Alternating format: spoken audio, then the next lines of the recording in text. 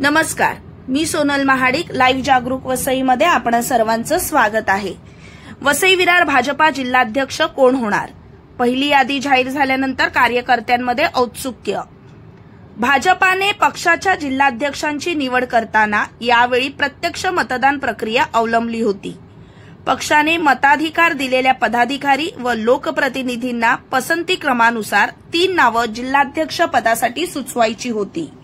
ही प्रक्रिया पूर्ण झाल्यानंतर सुमारे 3 आठवड्यानंतर आज राज्यातील 58 जिल्हाध्यक्षांची नावं प्रदेश निवडणूक अधिकारी चैनसुख संचेती यांनी जाहीर केली. सदर यादीत कोकण विभागातील 12 जिल्हाध्यक्षांची नावं जाहीर करण्यात आली आहेत.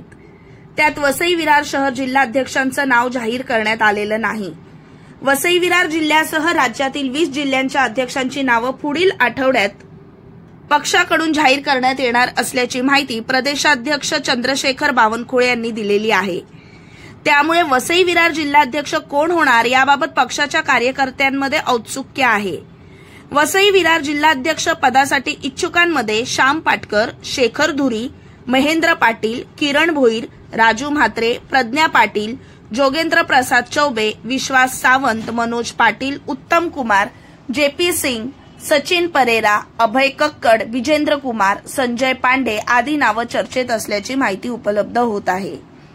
धन्यवाद. चॅनलला लाईक, शेअर, सबस्क्राईब जरूर करा.